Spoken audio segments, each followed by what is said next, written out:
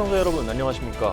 법률방송 현장과 사람 10년대당 2025년 대한민국 헌법이 갈 길은 진행을 맡은 석대성입니다. 경제 악화와 민생고, 여러 사건 사고와 정치적 극한 대립 속에서 2024년을 보내고 새해를 맞이합니다.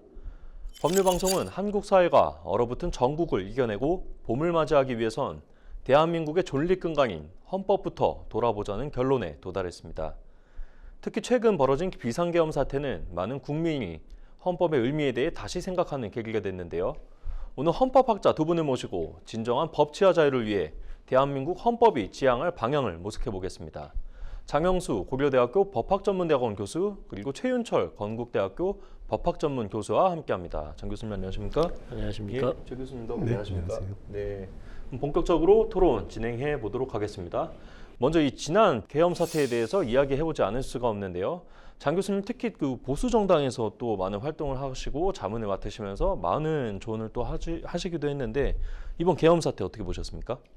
저는 비상계엄 선포 현장을 보면서 야 이거 잘 납득이 가지 않는다. 네.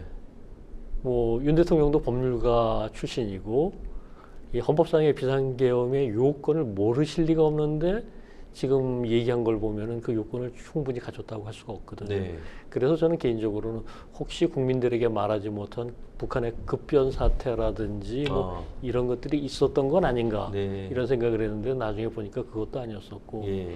결국 이 요건을 헌법상 요건을 갖추지 못한 비상계엄에 대해 야당의 강력한 공세가 있었고 결국 해제 요구안에 따라 해제가 되는 일련의 과정을 보면서 한편으로서는 황당하게 이루어진 비상계엄이 다른 한편으로서는 이 국회의 계엄 해제 요구라고 하는 통제 장치가 제대로 작동했다. 네. 여기까지는 그래도 괜찮은데 그 이후에 대통령 탄핵 소추에 이어서 권한대행 탄핵 소추까지 이어지면서 국정 마비와 혼란이 심각해지는 예. 이런 상황은 이제 헌법적으로 결코 바람직하지 않다.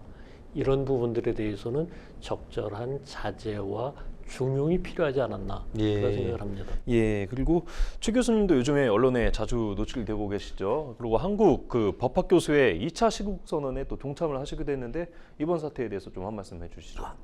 네. 12월 3일 날 10시 23분 경이었죠. 예. 그 사실 TV를 그때 보고 있었는데 자막에 나오면서 깜짝 놀랐습니다. 네. 사실은. 예. 그래서 지금 계엄 선포를 해야 되는 그런 상황인지 또 그리고 계엄 선포를 했는데 그 헌법 77조가 말하고 있는 그 요건을 좀 구비한 상태인지 지금 그런 것은 전혀 아닌데 어떻게 갑자기 저런 계엄 선포가 있을까? 저게 가짜 뉴스 아닌가? 네. 뭐 이런 생각까지 할 정도였었습니다. 어쨌든 뭐 지금 계속해서 이제 여러 밝혀진 바에 따르면은 그리고 또 검토된 바에 따르면은 그 계엄 선포 헌법이 정하고 있는 계엄 선포 요건은 충족하지 못했었고 또 네. 계엄 선포에 이르기까지 일련의 과정도 헌법이 정하고 있는 절차에 따르지 못했다라는 점, 그리고 그 이후에 역시 헌법에 따라서 국회 계엄 해제 요구, 그리고 또 탄핵 소추로 이어지는 이제 사실 수업 시간에는 이제 이야기하는데 그것이 네. 현실로 쭉 진행되고 있는 것을 보면서 우리 헌법이 갖고 있는 그런 그 통제가 작동을 한다는 점도 있었지만 또 한편에서는 지금 이러한 그 상황이 되지 않음에도 불구하고 이런 생각을 또 그리고 실제 그 계엄 선포를 했다라는 점에서 상당히 놀라운 이제 그런 생각을 가졌습니다. 그리고 이제 계엄 선포 후 계엄 해제 이후 일련 탄핵 소추 탄핵 심판 절차의 개시, 그리고 또 이어지는 이제 대통령 권한대행의 또 다른 이제 그 탄핵 소추, 또 이어지는 그 경제부총리의 대통령 권한대행 현재 상황을 보면서 가능한 빠른 시간 내에 지금 헌법이 제대로 작동을 하고 있는데요. 좀 더 작동을 해서 완전한 헌법 상태로 빨리 복귀하는 것이 가장 좋지 않을까 뭐 이런 생각을 하고 있습니다. 예, 그 시국선언 동참 그 서명하실 때 좀 감정이나 뭐 과정이나 이런 것 좀 궁금한데. 예, 뭐 시국선언 그 자체가 그렇게 중요한 건 아니고요. 지금 뭐 비상계엄 그 요건 자체 그 우리가 헌법이 규정하고 있는 그런 내용들 그리고 그 이후에 벌어지는 여러 상황들에 비추어서 그런 부분들이 이 헌법을 지금 위반했었고 그리고 빨리 헌법 상태로 회복되기 위해서는 힘을 보태는 것이 의견을 내는 것이 적절하지 않나 네. 그래서 서명을 하게 된 겁니다. 네. 그리고 그 윤석열 대통령이 왜 계엄을 선포했을까를 두고도 많은 얘기가 나오고 있는데요. 그 윤석열 정부를 돌아보면 애초에 뭐 지난 대선 결과부터가 애초에 너무 초박빙이었다. 그래서 입법부가 더불어민주당이 사실상 입법부를 장악하면서 국정 운영이 처음부터 힘들었다 이런 지적도 나왔었습니다. 그래도 이 헌법에 따라서 야당이 대통령의 권한을 충분히 인정해줬어야 하는 것 아니냐 이런 목소리도 있었는데요. 어떻게 생각하시는지 먼저 이번에는 최 교수님께 여쭤보겠습니다. 네. 뭐 계엄 선포 당일날 계엄 선포를 할 때 선포한 이유들 그리고 또 그 이후에 이어지는 담화에서 그 국회에서 벌어지는 그런 야당의 뭐 폭거 내지는 파행적인 기타 뭐 이런 주장들을 이제 그 대통령이 계엄 선포의 이유로서 이제 들었었는데 네. 사실은 헌법 77조가 규정하는 그런 내용과는 전혀 무관하죠. 그래서 아마 대통령은 단지 경고성이다 뭐 이런 이야기를 했던 것 같습니다만 예, 그런데 지금 질문하신 대로 그렇습니다. 지금 국회가 이번 올해 4월달에 있던 선거 22대 국회에서 야당의 압도적인 이제 그런 그 의석을 확보하면서 그렇지 않아도 이제 힘들게 국정이 운영돼 왔었지만 더욱 힘들게 됐었죠. 물론 그 전에 대통령 선거에서도 근소한 차이로 이제 당선이 되면서 그런 한계가 있을 것이다라는 이제 그런 예상은 있었지만 그 결과가 2년이 지나면서 국회의원 선거에서 의회가 이제 압도적인 그 수가 더 변해버리는 그런 상황이 돼버렸고 그렇다고 한다면은 이제 우리 선거의 주기가 이제 대통령 선거가 있고 그리고 국회의원 선거가 있고 또 뭐 지방 선거도 있고 합니다만 그 자체가 하나의 그 주권자인 국민들의 하나의 선택도 또 가야 할 방향들을 제시해 준 거로 이렇게 이제 보고 있습니다. 그게 이제 우리 대의민주주의 제도 하에서 주권자의 의사들이 선거를 통해 반영이 되는 것이기 때문에 그렇다고 한다면 대통령도 그러한 점들이 물론 매우 어려웠다는 것은 알고 있습니다. 네. 민주당도 국회 내에서 압도적인 다수를 가지고 여러 이제 그 대통령이 이제 추구하고자 했던 그러한 정책 방향들을 근거지는 법률 안들에 대해서 이제 계속 반대했었고 그런 점이 이제 매우 어려웠겠지만 그 점은 이제 우리가 갖고 있는 민주주의 시스템 속에서 선거를 통해서 국민들의 의사들이 이렇게 변하고 있다라는 점들 그렇다면 거기에 맞추어서 그런 부분들을 충분히 고려하면서 이제 서로 대화를 했었어야 되는데 처음부터 이제 그런 대화의 상대로서 인정하지 않고 오로지 뭐 표현대로 하면은 뭐 척결해야 되는 이런 정도까지 생각하고 있다라고 한다면 이 부분은 좀 문제가 있었다고 생각을 하고요.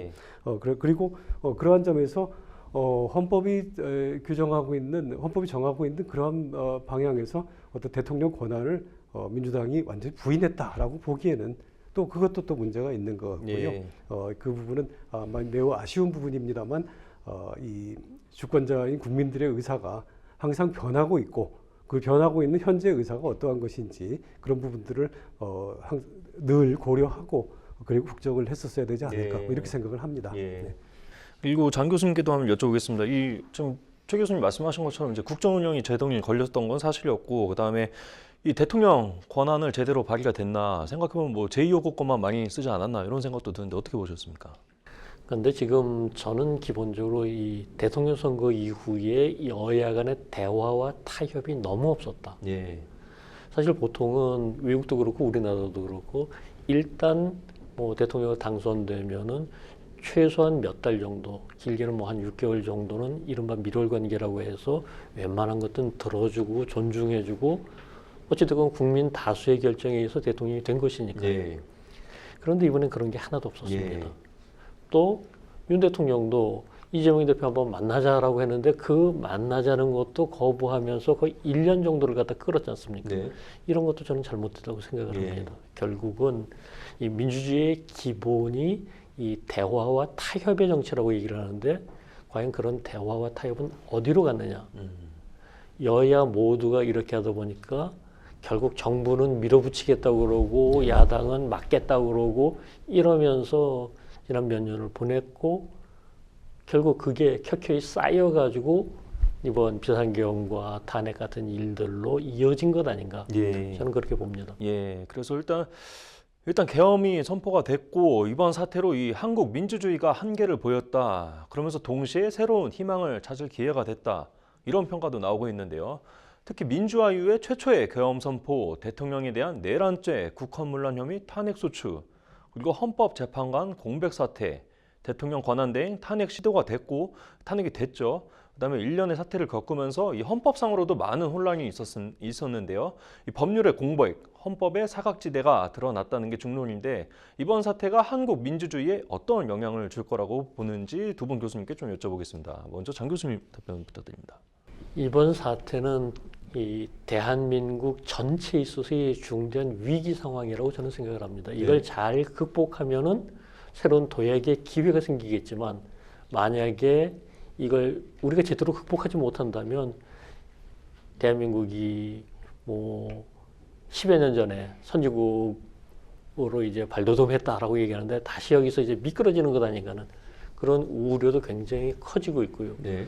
저는 그런 점에 있어서 일단 이 위기라고 하는 게 매우 복합적이지 않습니까? 네. 말씀하신 것처럼 한두 개의 문제가 아니고 그런 상황에 있어서 이걸 제대로 해결하려면 어느 한쪽이 노력해서 되는 게 아니기 때문에 반드시 여야의 협력이 필요하다. 네. 협력 없이 이 위기 극복이 불가능하고 그걸 통해서 민주적인 대화와 타협의 정치가 복원되기를 강력히 희망합니다. 예, 말씀 나온 김에 한 가지 좀 더 여쭤보면 이 한덕수 국무총리 또 탄핵이 됐는데 요거에 대해서는 또 어떻게 생각하시는지?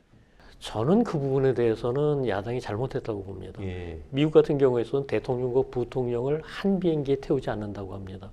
그 얘기는 정부의 1인자와 2인자가 동시에 사고가 생기면 안 된다. 그렇기 때문에 지금 미국 대통령이 탄 비행기가 사고 생길 일이 얼마나 있겠습니까? 예. 그럼에도 불구하고 그런 원칙을 세워두고 있는데 지금 우리는 오히려 거꾸로 국회가 나서서 1인자와 2인자를 모두 탄핵시켜버렸다. 그 얘기는 정부가 제 기능을 하는 것보다는 오히려 정부를 무력화시키겠다는 의도가 더 크지 않느냐. 예. 이거는 윤 대통령이 어떤 비상계엄이 잘못됐다라고 하는 이 차원을 넘어서는 또 다른 문제를 더 심각한 문제를 야기한 것이 아닌가 봅니다. 네, 최 교수님께도 한번 여쭤볼게요. 이 헌법의 사각지대가 이번 계엄을 통해서 이게 드러났다 이렇게 좀 평가가 많은데 교수님 어떻게 생각하시는지 이 한국 민주주의에 어떤 영향을 줄 거라고 좀 보십니까? 네, 헌법의 사각지대라는 글쎄요, 헌법의 사각지대가 어떤 것일까, 구체적으로 어떤 것일까가 상당히 좀 고민 생각을 해봐야 되겠는데요. 그 한편에서는 최근에 논란이 됐던 대통령 권한대행에 대한 탄핵 소추가 대한 정족수가 없지 않는 이것도 네. 이게 사각지대인지 네. 저는 그렇게 생각하지는 않습니다만 네, 네, 네. 아니면 비상계엄을 선포하는 과정에서 그 헌법이 정하고 있는 요건이 또는 우리나라의 헌법 여태까지 계속해서 얘기해 왔었습니다만 대통령이 가지는 권한에 비해서 다른 헌법기관들과 사이 관계가 지나치게 비대칭적이다. 이게 사각지대인지 여러 가지 논란들이 있을 것 같습니다. 네. 그리고 그러한 점들이 이번에 상당히 동시에 드러났다고 이제 생각이 되어지는데요. 저도 지금 이번 계엄 사태로 인해서 발생한 현재 한국 헌정의 위기 그리고 우리 국가의 위기 이 부분이 가능한 빨리 신속하게 이제 회복이 되어야만 이제 87년 체제라고 하는 이미 40년이 넘어버린 40년 가까이 된 그리고 그 87년 헌법도 당시 상황에서 급박하게 만들어진 경향도 있었는데 그만큼 이제 그 얘기는 결국 불완전한 이제 그러한 상태였다고 한다면 이번 사태를 계기로 해서 잘 신속히 극복이 되고 그래서 좀 더 업그레이드된 그런 헌법으로 갈 수 있는 그런 계기가 그러면 훨씬 더 나아지지 않을까. 그런데 다만 지금 장용식 교수님도 말씀하셨지만 이 부분에 대해서 서로 극한적인 대립으로만 일관됐을 때 그때 그리고 어떻게 좋은 결과가 나오지 못했을 때 우리가 다시 겪어야 될 그런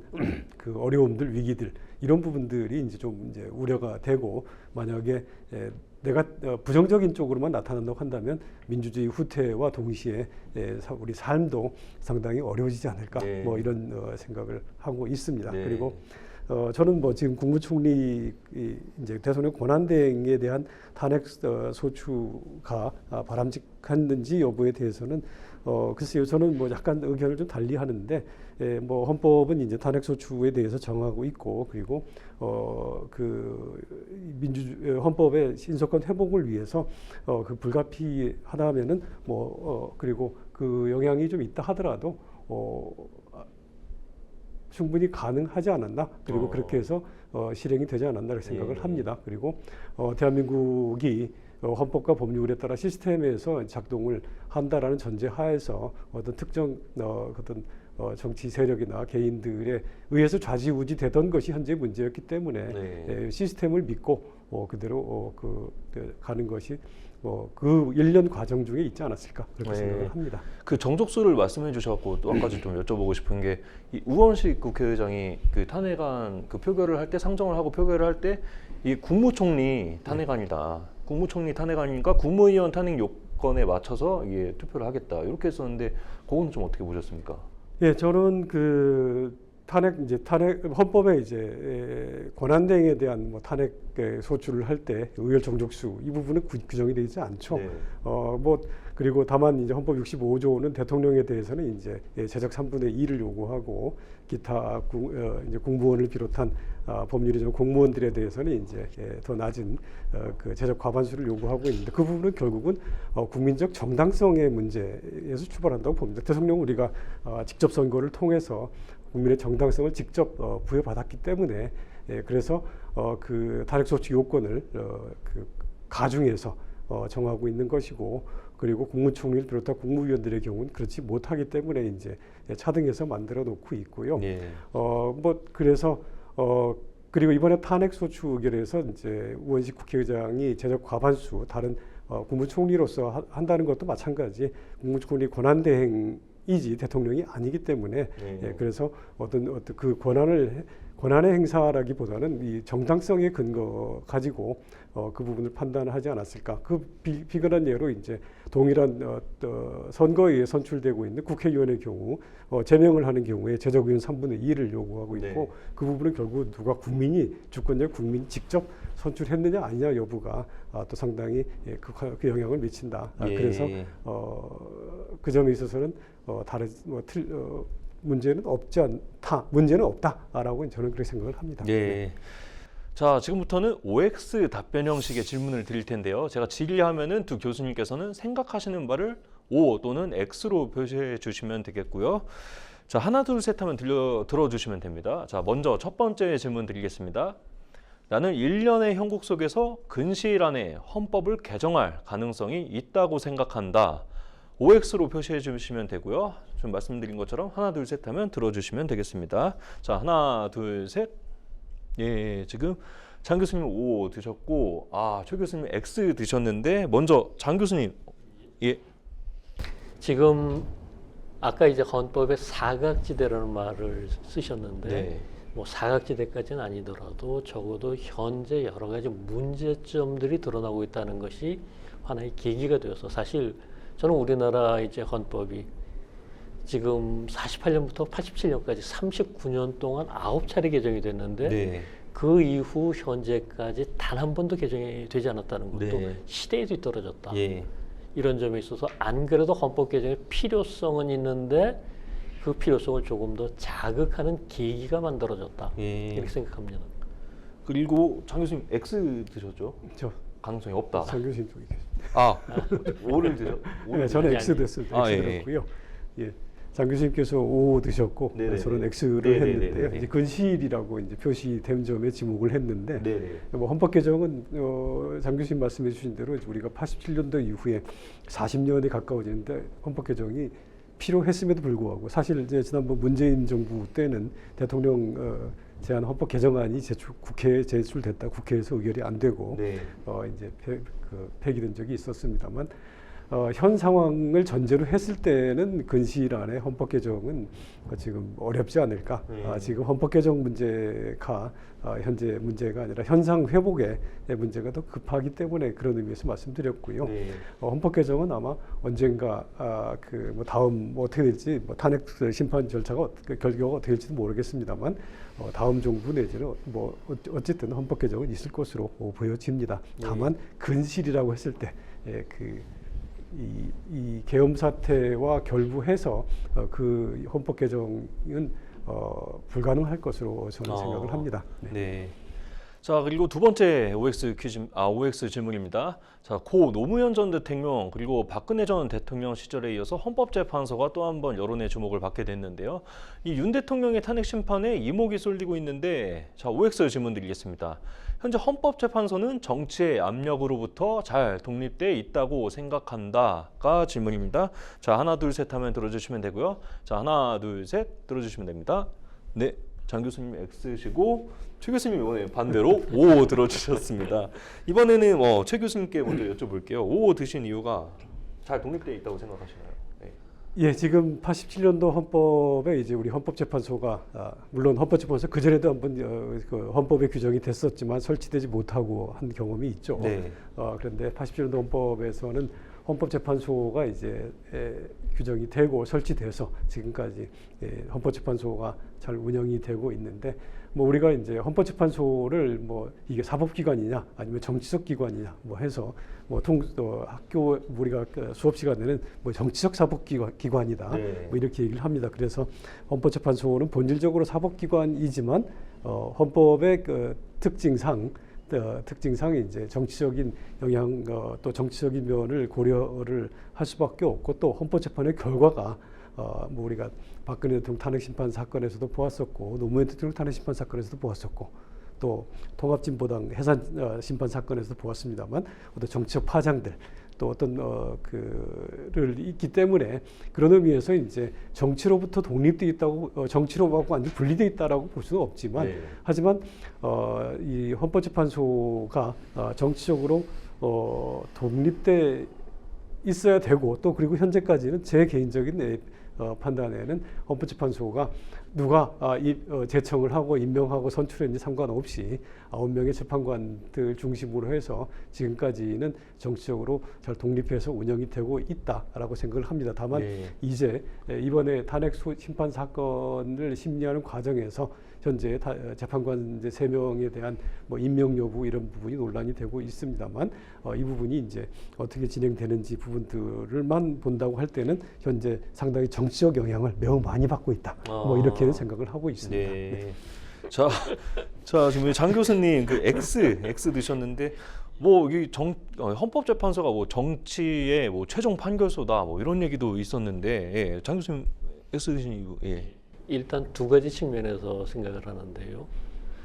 첫 번째로는 임명 과정에서 정치의 영향이 너무 크다. 네.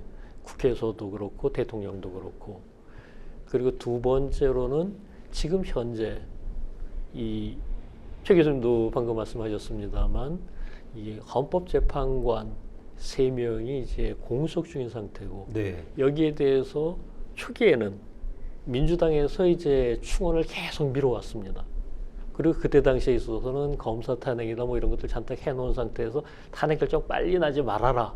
뭐 솔직히 이런 내심의 의도를 가지고 있었던 것이 아닌가 싶은데, 지금 현재는 또 이제 입장이 바뀌어가지고 국힘 쪽에서 이제 충원을 안 하려고 하고 민주당께서 빨리 해서 탄핵 결정을 해야 된다 이러고 있고, 결국 이것은 제가 생각하기에는 이 헌법재판관들이 그러한 정치적인 영향력, 압력에 따라서 재판하느냐와의 문제는 변론으로 하고, 일단 압력 내지 영향력은 많이 있다. 많이 있다. 예, 그렇게 봅니다. 그러면은 이게 판결도 이게 시대 흐름에 따라서 좀 이제 바뀌잖아요, 이게. 그러면 이게 헌법재판소 판결도 어떻게 보면 그 대중의 목소리나 이런 거에 대해서 좀 영향을 많이 미친다 이렇게도 생각을 하실 수도 있겠네요. 지금 저는 그 부분에 대해서는 애초에 헌법의 취지가 미국 같은 경우에 있어서는 하원에서 소추하고 상원에서 결정합니다. 아무래도 이제 정치적인 판단이 될 수 있고 대중들의 목소리가 많이 들어갈 수밖에 없겠죠. 네. 그런데 우리나라는 그런 것들을 피하기 위해서 말하자면 사법기관인 헌법재판소가 결정하도록 했고, 이거는 미국식 제도가 아니라 독일식의 제도를 갖다 이제 받아들인 거거든요. 네. 그리고 그런 법원의 판단에 있어서는 여론 재판은 안 된다. 네. 이게 이제 가장 기본적인 원칙 중에 하나이기 때문에 저는 재판관들이 그런 것은 충분히 고려하리라고 생각합니다. 아, 최 교수님, 그 전 교수님 의견 어떻게 예, 보십니까? 저도 뭐 그 점은 전적으로 동의합니다. 네. 우리 헌법재판소가 사실 박근혜 대통령 탄핵 심판 사건에서도 이제 비슷한 얘기가 나왔었죠.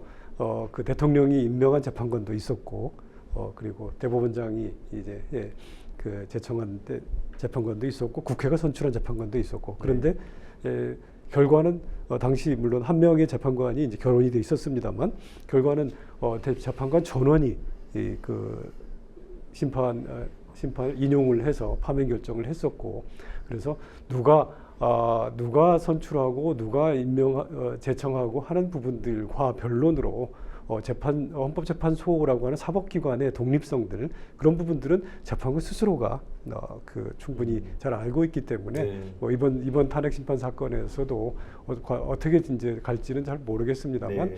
뭐 재판관들이 그 갖고 있는 그런 그 법적 양심 그리고 헌법 정신에 따라서 그 심판을 할 것으로 생각은 되어집니다. 그 결과가 정치적으로 어떤 결과를 가져올지는 그야말로 변론의 문제라고 네. 생각합니다. 자, 그리고 어찌됐든 뭐 개헌 이야기가 계속 나오고 있는데 가장 중점이 되는 것 중에 하나가 이 대통령제 개편인데, 이 대통령제를 4년 중임제로 도입하자 이런 의견도 나오고 있습니다. 자, OX 질문 드리겠습니다. 대통령 4년 중임제는 추후 한국 정치 스타일에 부합할 수 있다. OX로 표시해 주시면 되고요. 예, 또 들어주셨는데 장 교수님 이번에도 X 들어주시고 최 교수님은 O 들어주셨습니다. 부합하지 않는다부터 조금, 부합한다부터 좀 들어보겠습니다. 부합한다. 예. 우리 헌법 개정 논의가 있으면은 항상 대통령제냐 의원내각제냐 또는 뭐 그 중간 형태인 이른바 이원 집정부제를 비롯한 논의들이 있긴 합니다. 그런데 네. 우리 헌법은 일관되게 이제 거의 대부분 약간의 몇 년 기간을 빼고 대통령제를 택해 왔었고, 저는 이제 일단 대통령제가 우리의 헌법 또는 국민들의 기본적인 그 어떤 생활 정서에 좀 더 부합하지 않나라는 전제 하에서 말씀을 드린 거고요. 그리고 이 임기가 이제 현재 87년도 헌법부터 5년 단임으로 그전 헌법 전두환 정권 하에서는 이제 7년 단임이었었고, 물론 그 전에는 이제 6년으로 뭐 연임이 가능하도록 돼 있었습니다. 계속해서 이 대통령 임기를 둘러싼 이제 그런 그리고 헌법 개정 논의가 나오면은 그 임기 가지고 주로 문제를 삼았었는데요. 일단 5년 단임이라는 것이 이제 현재 87년 헌법 이후에 그렇게 큰 효율성이 없었다. 뭐 책임을 물을 수 있는 방법도 없고, 또 다른 문제이긴 합니다만 선거 주기가 국회의원 선거와 뭐 또 달라지면서 또 갑자기 레임덕이 올 수도 있고 뭐 이런 여러 가지 문제가 있었다고 보여지고요. 그래서 오히려 대통령제를 가지되 중간에 신임을 묻고 하는 것들, 그리고 다른 국회의원 선거랑 맞물려 가지고 해서 그 책임성을 확보하는 방향에서 중임제가 적절하지 않을까. 현재 대통령제를 유지하는 전제하에서 중임제가 적절하지 않을까, 그런 생각입니다. 네. 그러면 지금 좀 이렇게 제왕적 대통령제다 이런 식으로 이제 권력이 많이 쏠려 있는데 이런 거에 대해서는 어떻게 보세요? 이제 그럴 수 있습니다. 5년 단임으로 이제 되기 때문에 어떤 면에서는 한편에서는 어차피 내가 뒤에 평가받을 일도 없고 책임이 없기 때문에 소극적으로 할 수도 있겠습니다만, 이제 5년밖에 되지 않기 때문에 한편에서는 조급해질 수도 있고, 뭐 그렇다고 하면은 이제 본인이 처음에 대통령이 되고자 했을 때 가지고 있었던 그러한 생각들, 그런 부분들을 가능한 이 기간 내에 관철시키기 위해서 지금 현재 헌법이 갖고 있는 그런 대통령의 모든 권한들을 충분히 사용을 해야 되겠다라는 그런 생각을 가지지 않을까. 그리고 이제 뭐 여러 가지 비상대권을 비롯한 여러 가지가 고민스럽지 않을까 생각이 듭니다. 자, 장 교수님 X 들어주셨는데 그럼 뭐 5년 단임제가 좀 맞다고 생각하시는 건지 아니면 지금 예. 저는 일단 최 교수님하고 거의 비슷한 맥락에서 정부 형태를 바뀌지 않는다. 아 예. 정부 형태를 바꾸게 된다. 의원 내각제로 한다면 뭐 독일식의 대통령을 둔다. 4년 중임제 할 수 있고 네. 또 뭐 프랑스나 이런 이원 정부제를 했었을 때도 뭐 고려해 볼 수 있다. 네. 그런데 현재의 정부 형태 하에서는 오히려 곤란하다. 왜냐하면은 지금 절대적인 뭐 대통령의 우위, 그러니까 제왕적 대통령 이런 것들도 그렇지만 지금 현재 시스템 하에서 4년 중임이라는 게 8년 단임이 되지 않을까. 아 이 부분에 대한 우려가 너무 크거든요. 네.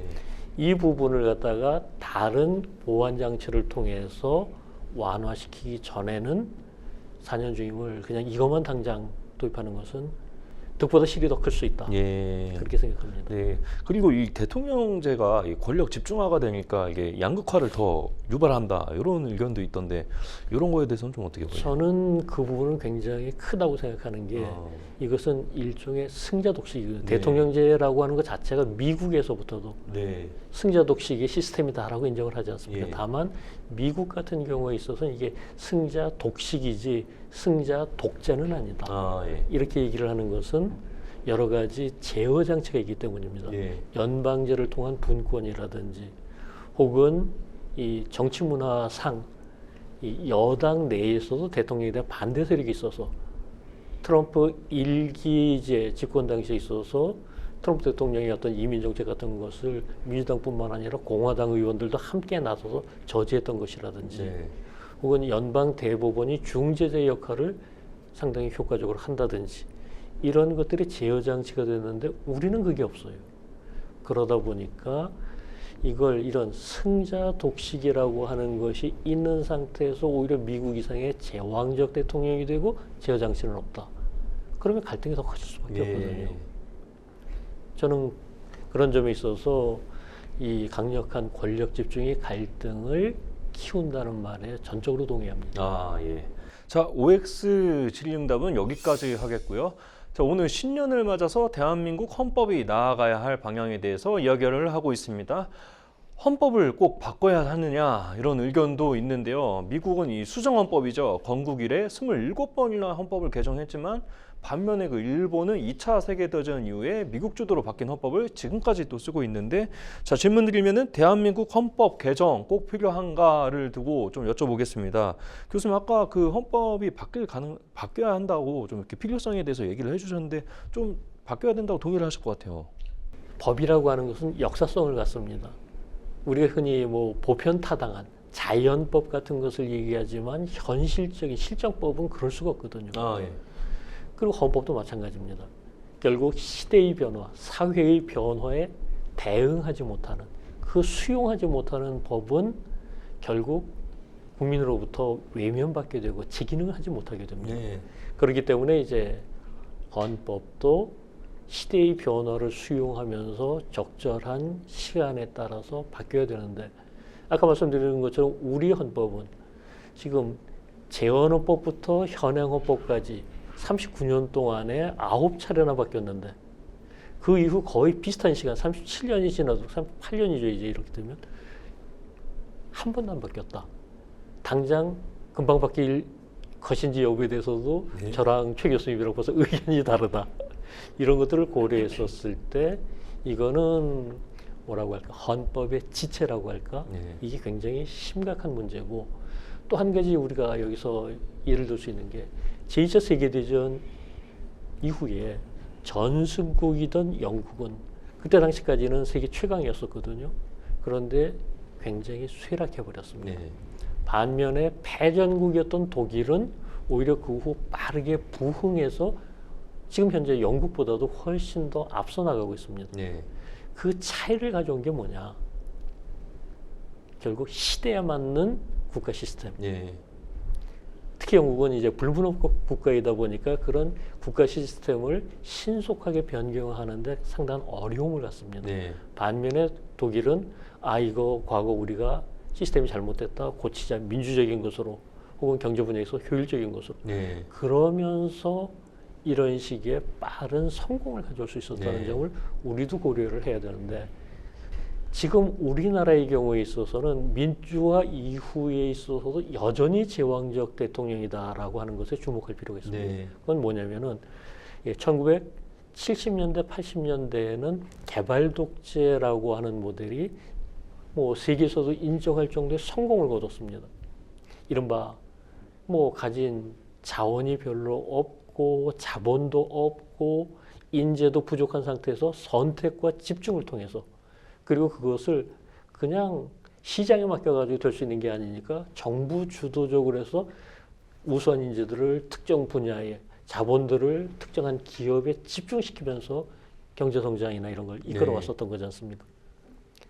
성공했다는 건 좋습니다. 그 과정에서 여러 가지 뭐 문제가 있었다는 건 잠시 접어둡시다.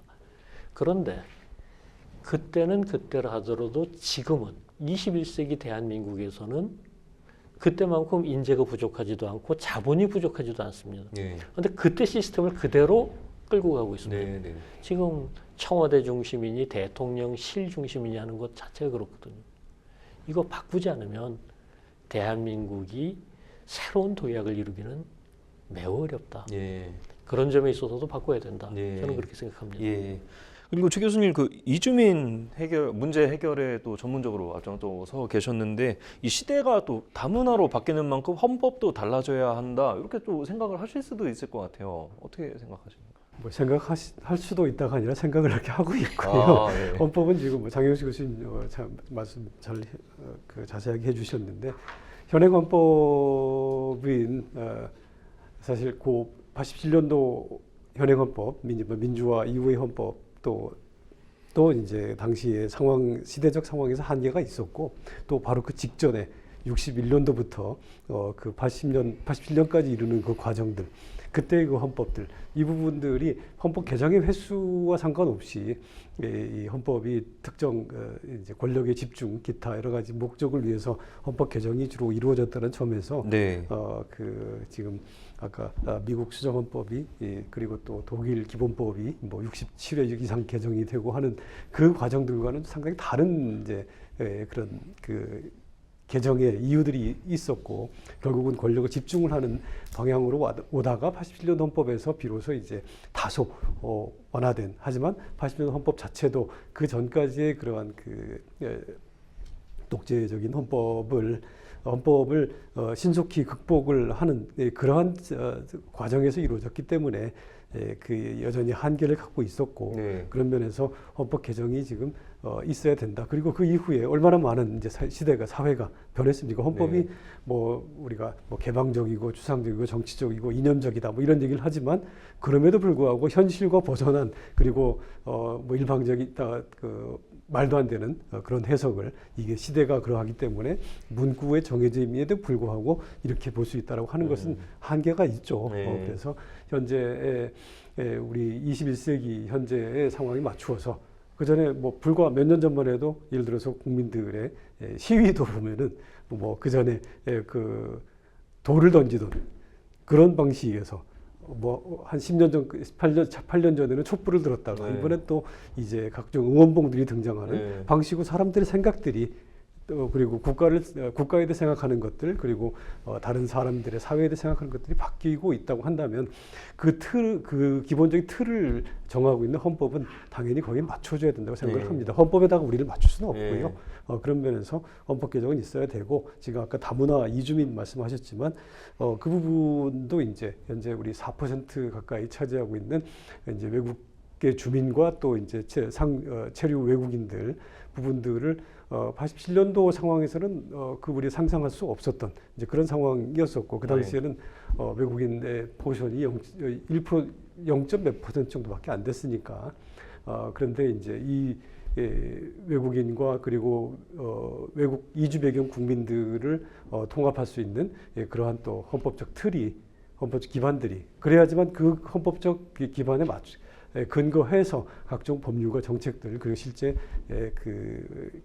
이제 선주민과 그리고 이주민 간의 그런 갈등을 최소화하면서 통합할 수 있는 그런 기반이 되어야 되기 때문에 그런 면에서 헌법도 이제 그런 내용을 담아야 되지 않을까 그런 생각을 합니다. 그 반면에 일본은 지금 헌법이 한 번도 바뀌지 않지 않았습니까? 이거 되게 좀 신기하기도 한데 최 교수님 어떻게 보세요? 이렇게 헌법이 안 바뀌는 거에 대해서 일본이. 글쎄요, 그 일본 사회에 대해서 그 일본도 물론 이제 수정헌법 구조, 아니 그 일본 헌법 구조를 가지고 수정헌법이 아니라 일본 헌법 구조 그 무장 뭐 할 것인지 말 것인지 논의가 계속 있었었지만 거기 못 바꾸고 있죠. 그 조항에 대해서는 이제 일본 국민들의 기본적인 이제 사고가 더 이상 전쟁에 대해서 그 경험들을 이제 그걸 저지하고 있는 걸 생각이 되어지는데 모르겠습니다. 일본 사회가 또 어떻게 변할지 그 부분은 알 수 없고 일본도 아마 헌법은 언젠가는 개정이 되겠죠. 다만 방향이 어디로 갈지 그리고 일본은 이제 헌법을 이제 점령국인 연합국에 의해서 특히 미국에 의해서 이제 이식됐다. 뭐 아니면 강제됐다. 뭐 그런 성격도 있긴 합니다만 어떤 면에서는 일본 국민들에게 글쎄요, 전제는 아까 일본에 잘 모르기 때문에 그 일본 국민들에게 우연히 잘 맞아서라고 생각할 수도 아니면 평화 헌법이라고 하는 이제 얘기를 하고 있는데 그 부분에서 여전히 충분히 수용 가능한 방식이 아닐까 이렇게 생각을 합니다. 저 일본에 대해서는 특별히 제가 아는 바가 없어서. 장 교수님 혹시 의견 뭐 있으십니까? 일본에 대해서. 네네. 그 시장 경제 뭐 이런 게 지금 반영이 지금 말씀하신 것처럼 이게 뭐 시대에 따라서 이게 좀 바뀌는 게 맞는 건데 일본 같은 경우는 지금 한 번도 안 바뀌었는데 이런 거 좀 지금 2차 세계대전 이후에 안 바뀌었다고 하지만 그 이전에 이제 군국주의 시절의 일본 헌법하고 비교했었을 때 일본 국민들이 그래도 옛날보다 지금이 낫다 이렇게 느끼는 것이 많고 또 아까 이제 최 교수님 말씀하신 구조 문제와 관련해서는 사실 결국 군대를 못 둔다라고 하면서 자위대라는 이름으로 둘 것도 다 두고 있지 않습니까? 그런 면에 있어서 조금 융통성 있게 해석하는 이런 것을 통해서 그 간극을 메워가는 것들도 있지 않나 이렇게 생각합니다. 제가 일본 헌법에 대한 질문을 드렸었는데 이게 뭐 최 교수님도 말씀하셨다시피 뭐 미국 헌법은 일제 개인의 자유와 권리를 강조를 하고 있고 뭐 강력한 대통령제, 연방제를 기반으로 하고 있습니다. 반면에 이 전범국 일본은 평화주의와 함께 집단적 복지를 강조를 하고 있는데요. 서로 다른 정치적, 사회적 가치를 담고 있기 때문에 이렇게 또 다른 것 아닌가 싶은데 헌법학자 두 분께 묻겠습니다. 대한민국 헌법의 특색이나 특성을 살린다면 어떤 것을 내세울 수 있을까요? 근데 장 교수님 먼저 답변 부탁드립니다. 일단 현행 헌법이 어찌됐건 역대 헌법 중에서 국민적인 지지를 가장 많이 받았고 뭐 지금 이제 개정이 필요하긴 하지만 거기서 살릴 점들은 살려야 되겠죠. 그리고 그런 맥락 속에 있어서 이 현행 헌법의 특징은 과거의 어떤 독재의 경험 이걸 갖다 되풀이하지 않겠다라고 하면서 대통령 직선제와 5년 단임제를 특징으로 삼았습니다. 물론 이게 이제 절대적이라는 얘기는 아니지만 뭐 지금까지 국민들 가운데 어떤 역사적인 경험을 통해 가지고 확인된 가치로 이제 공유되고 있는 것이 독재는 안 된다, 장기 집권 안 된다.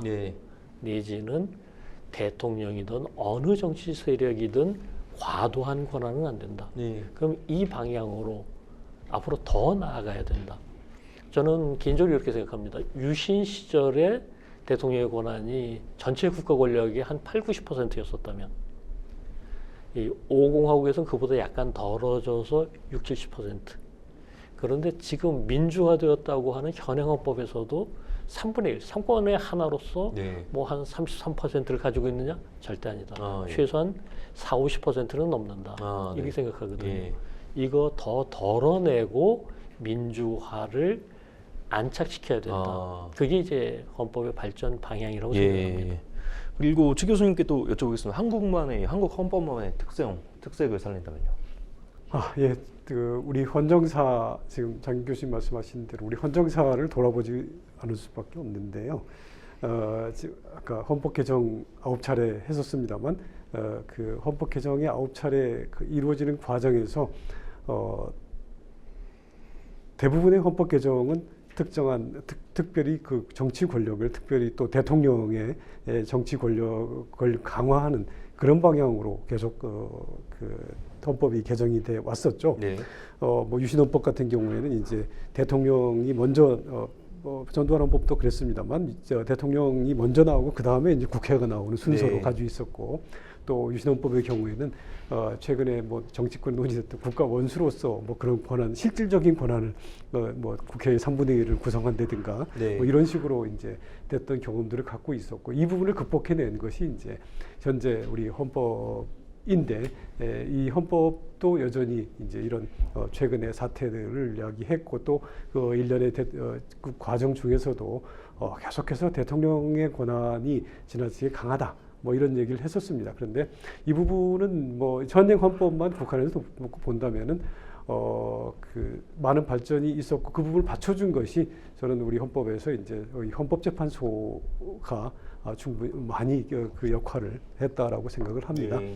뭐 이제 헌법재판소를 우리는 이제 독일식의 독립된 사법기관으로 두고 있고, 미국은 연방대법원이 합니다만, 일본도 최고재판소가 이제 그 기능을 담당하고 있는데, 뭐 물론 미국과 일본은 이제 그 나름대로의 헌정사적인 또 경험들에 의해서 그렇게 된 것이고, 우리는 이번 헌법에서 실제 기능하는, 그리고 이 집중된 권한들을 견제하고 통제하는 데 가장 헌법재판소가 좀 효율적이지 않았을까? 네. 뭐 그런 생각을 합니다. 그래서 예. 좀 더 이제 헌법재판 기능들이 다음 개헌을 한다면은 좀 더 독립적이고, 그리고 또 이건 이제 뭐 예를 들어 선출 과정이라든가, 또 누가 헌법재판소 재판관이 되느냐 문제들, 이런 걸 전부 합쳐서 하는 얘기들이고요. 그리고 또 이제 그 과거 우리 헌법에 보면은 이제 그 환경에 관한 이런 권리라든가 이런 부분들이 규정이 되어 있는데, 이 헌정사적으로 보면은 이 환경권 35조입니다만 35조가 규정될 당시에 이 환경권에 대한 기본적인 그런 헌법적인 그런 인식이 있었는지는 변론으로 네. 하고, 결국은 그러한 부분들이 그 부족한 하나마 현재 상황들을 좀 그 기후 위기라든가 이런 부분들을 어느 정도 헌법적으로 보강해주고는 있지 않을까, 보완해주고 있지 않나 생각을 네. 하는데, 물론 헌법 개정이 있다고 한다면 이 부분들이 앞으로 여러 가지 그런 기후 위기라든가 이런 부분들과 맞물려서 좀 더 이 보완이 되면 더 낫지 않을까. 네. 현재로서는 그 규정도 그 상당히 우리 헌법의 특색으로서 내세울 수 있지 않을까 생각을 네. 합니다. 자, 마지막으로 한 말씀 듣고 마무리하겠습니다. 새해를 맞아서 국민과 헌법 관련해서 가장 중요한 메시지를 전달하신다면요. 장윤 교수님 먼저 좀 들어보도록 하겠습니다. 민주국가에서 주권자는 국민입니다. 따라서 이제 헌법의 주인도 국민입니다. 국민이 헌법에 대해서 더 큰 관심을 갖고, 또 이제 그러한 관심에 따라 헌법의 내용을 개선하고, 그 개선된 헌법을 올바르게 지킬 때 대한민국의 민주주의와 법치주의가 튼튼해지고, 그리고 대한민국 전체가 발전할 것이라고 저는 믿습니다. 네. 자, 최 교수님도 마지막으로 한 말씀 부탁드립니다. 네, 헌법은 주권자인 국민 스스로가 스스로의 자유와 권리 또를 지키기 위해서 불가피하게 어떤 특정 기관들을 구성을 하고, 기관에게 이제 권한을 부여한 국가가 수범자인 이제 규범이죠. 그래서 그런 부분들을 이제 국가 기관 권한을 담당하고 있는 국가 기관들이 항상 그 명심을 해야 되고, 국민들은 스스로의 자유와 권리를 지키기 위해서, 그리고 보호받고 보장받기 위해서 항상 국가 기관의 권한이 제대로 행사되고 있는지를 늘 관심을 갖고, 또 그리고 정기적인 그러한 판단, 이제 선거겠죠. 선거를 통해서 의사를 명확하게 담을 수 있는 그런 생각들과, 그리고 실제 행동이 옮겨져야 된다고 생각을 하고 있습니다. 그래서 헌법은 사실상 어떤 면에서는 다른 법률에 비교한다면은 헌법은 공기 같은 이제 그런 것이라고 생각을 합니다. 그래서 평소에 잘 모르다가 하지만 없어서는 안 되는 그런 부분들을 항상 생각을 하고 늘 국가 기관과 그리고 또 사회 구성원들 서로 상호간에 그런 부분들을 존중하는 그렇게 생활을 하는 것이 맞다고 생각을 합니다. 네. 자, 2025년 새해를 맞아서 헌법학자의 시선에서 바라보는 대한민국의 미래와 헌법 방향에 대해 이야기하는 시간을 가졌습니다. 법률방송은 2025년에도 헌법적 가치를 발전시키기 위해 최선의 노력을 다하겠습니다. 신년대담 여기서 마칩니다. 함께해 주신 장현수 교수님, 최윤철 교수님 감사합니다. 예, 감사합니다.